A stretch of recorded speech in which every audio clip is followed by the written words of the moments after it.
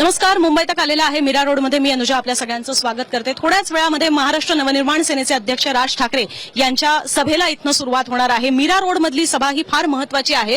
याला काही आता होऊ घातलेल्या महापालिका निवडणुकांच्याच अनुषंगाने बघायला हवं असं काही नाहीये, पण महाराष्ट्रात सध्याच्या घडीला मराठी विरुद्ध अमराठी हा वाद जो तापलेला आहे त्याची सुरुवात कुठेतरी याच मीरा रोडमधनं झालेली आहे. अर्थात हिंदी सक्तीचा एक मुद्दा होताच, पण त्या पलीकडे जाऊन ज्यावेळेला त्या संदर्भातले शासन निर्णय जे आहेत ते रद्द झालेले होते, त्याच्यानंतर इकडे विजयोत्सव साजरा केला जात होता मनसैनिकांकडनं.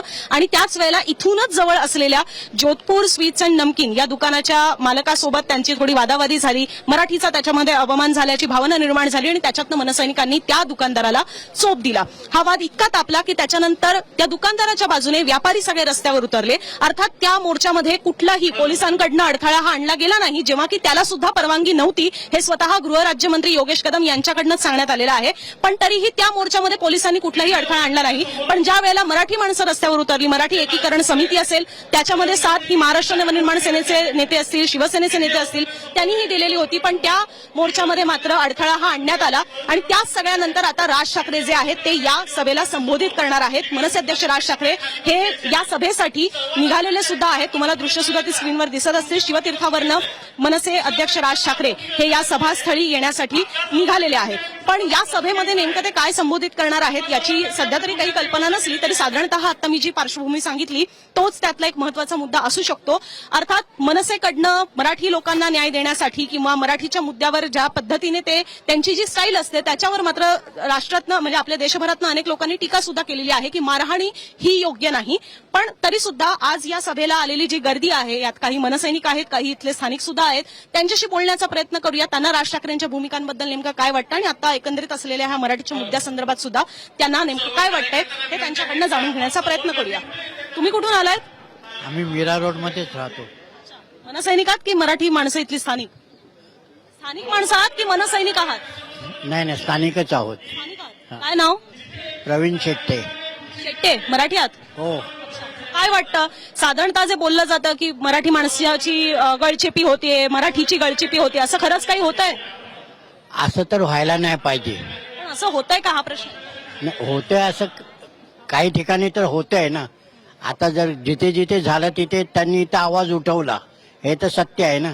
मीरा रोड मधली काय परिस्थिती? तुम्ही इथले आहात म्हणून मी तुम्हाला इथलं विचारते. मला पण कल्पना आहे महाराष्ट्रात बाकी काय काय होतंय, पण खास करून तुम्ही मीरा रोडचे आहात म्हणून मी विचारते, कारण प्रसंग मीरा रोड मध्ये घडलेला आहे. नाही नाही, पण मी ते पाहिलं नाही म्हणून मी त्याच्यावर काय बाकी इथले परप्रांतीय मराठी वगैरे बोलतात? इथले परप्रांतीय मराठी बोलतात? तसं तर बोलतात नाही, पण त्यांनी बोलावं. कारण महाराष्ट्रात जेवढं जे लोक आहेत ना त्यांना सक्तीने मराठी यायलाच पाहिजे. कारण जर इतर राज्यांमध्ये जवळ जातो आपण तिथे त्यांची भाषा बोलावी लागते, तर महाराष्ट्रात मुंबईमध्ये तर मराठी बोलायलाच हवं. पण अनेक जण टीका करतात की समोरच्याला मराठी येत नाही म्हणून मारहाण थोडी करणार. नाही नाही, मारहाण नाही करायची हे तर बरोबर आहे, पण त्यांना तर आपण सांगू शकतो की तुम्ही मराठी बोला, मराठी शिका. तुम्ही जेव्हा इथल्या दुकानांमध्ये वगैरे जाता, भाजी घ्यायला जाता, रिक्षामध्ये बसता, तेव्हा समोरचा माणूस अमराठी असेल तर तो तुम्ही मराठीत बोलल्यावर उत्तर देतो का? नाही नाही, मराठी तर आम्ही मराठीतच बोलतो, पण त्याच्याकडून पण अपेक्षा असते की आम्हाला पण त्यांना मराठी समजतं? साधारण समजत असेल ना. तुम्ही इथलेच आहात? हो, त्यांचाच मुलगा आहे मी. मागे जो इकडे प्रकार झाला त्यावेळी म्हणजे जे मनसैनिक होते त्यांनी म्हणजे इकडे विजयी सोहळा झाला आणि त्याच्याबद्दल त्यांनी तिकडे सगळ्यांना पेढे वाटप चालू होतं आणि तेव्हा त्यांनाही जाऊन त्यांनी पेढे दिले आणि त्याच्याबद्दल त्यांनी सांगताना सांगितलं की कशासाठी आहे. तर त्यांनी विचारलं तर ह्यांनी सांगितलं मराठीसाठी आहे. तर ते बोलले मी इतने सालों से यहाँ पे रहता हूँ, मी मराठी क्यों बोलू वगैरे असं. तर त्यांनी ती गोष्ट वेगळ्या याने घेतली आणि मला तरी वाटतं की त्याने मराठीचा जर आदर करून त्याने जर तो पेढा घेऊन शांतपणे राहिला असता तर आज तो प्रकार एवढा मोठा झाला नसता. आणि मराठी आम्ही पण इथे सगळ्यांशी बोलतो. आमच्या सोबत आमच्या बिल्डिंगमध्ये पण गुजराती मराठी बाकीचे पण लोक आहेत, पण ते मराठीमध्ये बोलतात आमच्याशी. पण काही लोक काय म्हणतात की असं नाही, आम्ही नाहीच बोलणार, आम्ही इथे खूप वर्ष राहतो आणि आता तुम्ही कशाला बळजबरी करताय, असं करताय. त्यामुळे तो प्रकार वाढला असं मला वाटतं. पण मी जसं ह्यांना पण विचारलं तसं तुम्हाला विचारते की तुम्ही दुकानांमध्ये जाता, रिक्षामधनं प्रवास करत असाल किंवा काही भाजी वगैरे घेत असाल वगैरे, या सगळ्या प्रसंगांच्या वेळेला समोर जर अमराठी व्यक्ती असेल तर हे जे असे दावे केले जातात की समोरून माच केला जातो, असं सर्रास पाहायला मिळतं की हे एखाद दुसरंच उदाहरण? नाही, आता इकडे बहुतेक भाजीवाले म्हटले तर भैया लोक वगैरेच आहेत आणि असं मी सगळ्यांबाबतीत नाही सांगता येईल, पण आम्ही बोलतो तेव्हा काही जण आता मराठीत बोलतायत, पण काही ठिकाणी ते लोक नाहीच बोलत. ते आता जे नवीन आले त्यांना माहितीच नाही. जे पूर्वीपासून जे आहेत भाजीवाले ते तर राहून शिकलेत, ते मराठी बोलतायत, पण काही जण नाहीच म्हणतात की आम्ही नाहीच बोलणार. त्याच्यात रिक्षावाल्यांची पण वाढ झाली आहे, बाकी इतरत्र पण लोक आहेत त्यांची वाढ झाली आहे. तर ते लोक मान्यच नाही करत की आम्ही मराठी बोलणार यावेळी असं. बरं, आज खरं तर तेही बघायचंय की मुख्यमंत्र्यांनी हे म्हटल्यानंतर आज राज ठाकरे त्याच्यावर काय म्हणतात. बरोबर आहे, मुंबई तक बैठक या आमच्या कार्यक्रमात कारणीभूत आहे या भाषेसाठी. सरकारने हिंदीला प्रोत्साहन दिलेलं आहे आणि मराठीला पट्टी ठेवलेलं आहे.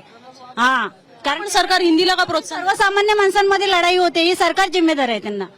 कारण सर्वसामान्य माणूस मराठी बोलायला, हिंदीमध्ये बोलायला येत नाही, मराठीमध्ये बोलायला येईल की ते सांगतं सर मी मराठी बोलणार नाही, तुला काय करायचं ते कर. याला सरकार जिम्मेदार आहे, कारण सरकार चांगलं पाऊल उचलत नाहीये, त्याच्यामुळे आमच्या भाषेवरती असं होते. पण का म्हणजे तुम्हाला असं का वाटतं की सरकार याच्यात काहीच करत नाही. कारण आज 1 वर्ष झालं. 1 वर्षामध्ये जेव्हा मोदी साहेब आले होते तेव्हाच साहेबांनी सांगितलं होतं की माझ्या 5 ज्या अपेक्षा आहेत त्या मला पूर्ण करून द्या म्हणून. त्यांनी एकही अपेक्षा त्यांची पूर्ण करून दिलेली नाहीये. त्याच्यामुळे आम्हाला मराठी भाषेचा अभिमान आहे, गर्व आहे आणि आम्ही मराठीच बोलत राहणार. तुम्हाला असं वाटतं की राज ठाकरेंनी त्यावेळेला भाजपला तो बिनशर्त पाठिंबा द्यायला नको. पण त्यावेळेला साहेबांना असं माहिती नव्हतं ना की ही उलटे फिरतील म्हणून आमच्यावरती. मॅडम, साहेबांनी जो बिनशर्त पाठिंबा जो दिला होता, आम्ही हिंदू आहोत, पण महाराष्ट्र साहेब काय बोलले होते, जर माझ्या मराठीला जर तुम्ही नख लावाल तर मी मराठी म्हणून अंगावर जाईल, आणि माझ्या हिंदुत्वाला जर तुम्ही हात लावला तर मी हिंदू म्हणून अंगावर जाईल. ती गोष्ट आता या सगळ्या घटनेचा जे निषेध करणारे तेच म्हणतात की गुजराती असतील, मारवाडी असतील, उत्तर भारतीय असतील, हे पण तर आपलेच हिंदू बांधव आहेत. मग आपण हिंदू म्हणून एकत्र राहायचं की भाषांवरनं आपापसात भांडायचं, असं समोरचे म्हणतात. त्यांना म्हणावं ते एक दक्षिण राज्यामध्ये जा आणि तिथे हे स्टेटमेंट द्या. त्यांना एकच सांगा, दक्षिण राज्यांमध्ये जाऊन हे स्टेटमेंट द्या. आम्ही कुठं म्हणतो गुन्हे राहू नको, आम्ही एवढंच सांगतोय की महाराष्ट्रामध्ये मराठीचा मान हा राखला गेलाच पाहिजे. बस, आमचं काही म्हणणं नाही. मॅडम, मी तुमच्याशी बोलतो. तुम्ही कुठून आलात? कुठून आलात? इधर मीरा रोड मीरा रोड. मराठी आहात? नहीं थोड़ा मग काय आहात? नाव काय तुमचं? मनोज मनोज पुढे. गुजराती गुजराती आहात तुम्ही? गुजराती असून तुम्ही पूरा मारवाड़ी आवे, वो महाराष्ट्रीयन है, मारे गुजराती आवे, मारवाड़ी आवे. महापाड़े में हैंग मारवाड़ी से भाइयों, चौधरी है, राजपूत है, 2 साल से आए. हैंग जना महापाड़े से. मला तुमच्याकडनं समजून घ्यायचंय की तुम्ही राज ठाकरेंच्या सभेला का आलेला आहात? तुम्हाला असं काय वाटलं म्हणून तुम्ही आलात? राज ठाकरे साहब को बहुत इज्जत देता है मैं. अच्छा, तुम्ही मनसैनिक आहात? मनसेचे आहात? नहीं, मैं अभी नया हूँ, मुंबई में नया है. मॅडम, राज साहेबांना ऐकायला आले. अच्छा, तुम्ही मुंबईत नवीन आलायत, मराठी समजताय? बहुत थोड़ा समझ मला तेच विचारायचं आहे की तुम्हाला राज ठाकरेंच्या सभेला काय यावंसं वाटतं? नहीं, समझ बोलना मांगता है मराठी. पण का वाटलं राज ठाकरेंच्याच सभेला यावंसं का वाटलं? नहीं, बहुत पसंद है मुझे, हिंदू तरफ से पसंद आहे? बहुत. क्यों? तो बस मैं भी हिंदू हूँ इसलिए.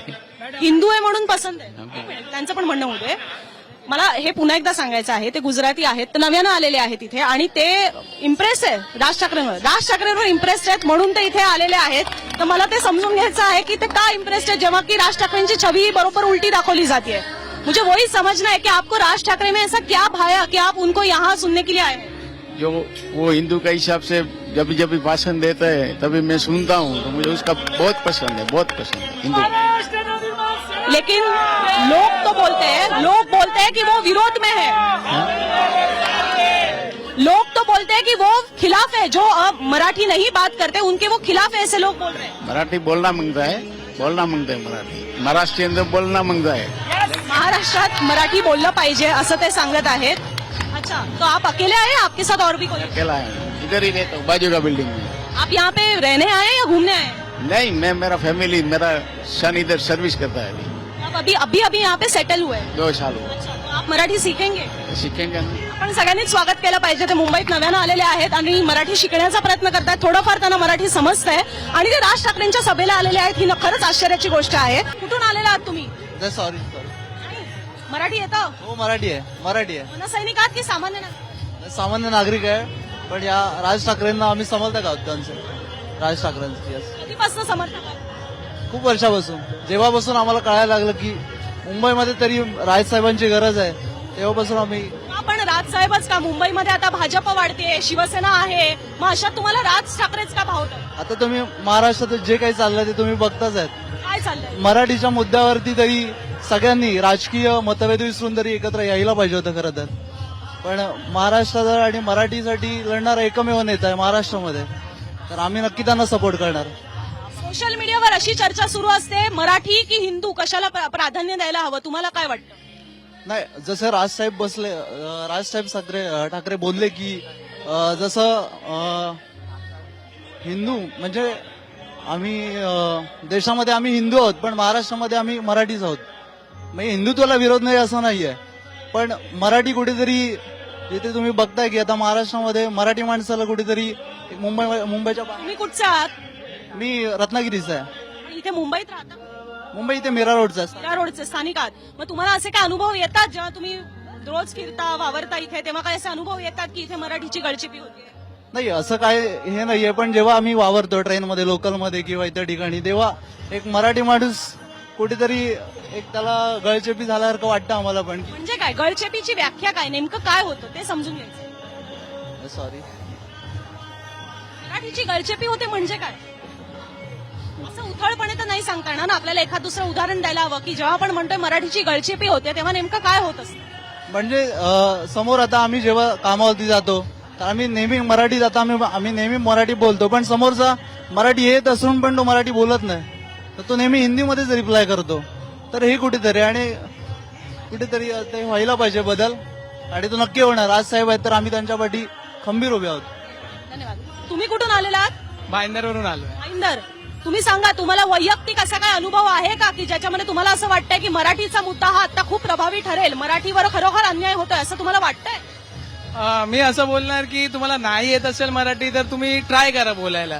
जास्त हे नाही, मतलब हे नाही, कठीण नाही बोलायला तुम्हाला मराठी. आणि मराठीचा अपमान नको करू तुम्ही महाराष्ट्रात राहता तर अपमान नको करू मराठीचा. अपमान म्हणजे नेमकं काय होतं? म्हणजे तुम्ही हिंदी बोला किंवा काहीतरी बोला, पण मराठीचा अपमान नको करू तुम्ही. अपमान म्हणजे काय तेच समजून घ्यायचं. अपमान म्हणजे काय? म्हणजे मी असं हे असतं ना, ऍटिट्यूड असतं ना की मी नाही बोलणार मराठी, असं नाही बोलायचं. रिप्लाय काय असतं की मला मराठी नाही येत, मी ट्राय करीन बोलायला, ते असं बोला तुम्ही. असं नाही बोलायचं की मराठी नाही बोलणार मी, असं ते ऍटिट्यूड झालं ना. तुम्ही इथे राहता तर ऍटिट्यूड. तुमचा मित्र परिवार असेल, तुम्ही ऑफिसेसला वगैरे जात असाल, तुमचे अनेक तिकडे सहकारी असतील, त्यांच्यामध्ये सुद्धा अनेक जण असतील जे बाहेरून आलेले असतात. मी पण बाहेरून आलोय. मी मुंबईकर आहे, माझा बॉर्न अँड बॉटम मुंबई आहे, पण मी आहे लखनौचा, पण मी मराठी बोलतो. तुमचं नाव काय पूर्ण? उपेंद्र यादव नाव आहे माझं. यादव. अच्छा. तुम्ही लखनौहून आल्यात, किती वर्ष आहात इथे? मी इथेच बॉर्न अँड बॉटम झालोय. मी 37 वर्षाचा आहे, 37 वर्षाचा आहे, पण मी मराठी बोलतो आणि माझे सर्व मित्र मराठी बोलतात. पण असं नाही की हे नाही की माझी वाईफ पण मराठी आहे, ती मालवण आहे, त्याचं गाव आहे सावंतवाडी. मग तेच सांगतोय की असं नाही बोलायचं की मी मराठी नाही बोलणार ना, हिंदीमध्ये बोलणार ना. हेच तुमचं जे आवाहन आहे, म्हणजे तुम्ही करत आहात म्हणून मी सांगते, तुमच्या उत्तर प्रदेशच्या बांधवांना तुम्ही काय आवाहन कराल जे महाराष्ट्रात राहत आहेत किंवा महाराष्ट्रात येणार असतील? आणि जे राहतात आहे ते ट्राय तरी करा तुम्ही मराठी बोलायला.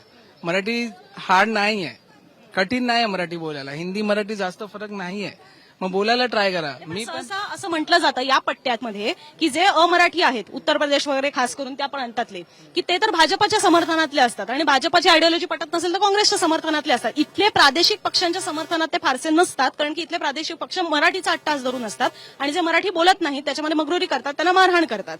तर सहसा असं एक मानलं जातं की इथले उत्तर भारतीय जे आहेत ते काही मनसे शिवसेनेला पाठिंबा देत नाहीत, तरी सुद्धा तुम्ही तो कसा काय देताय?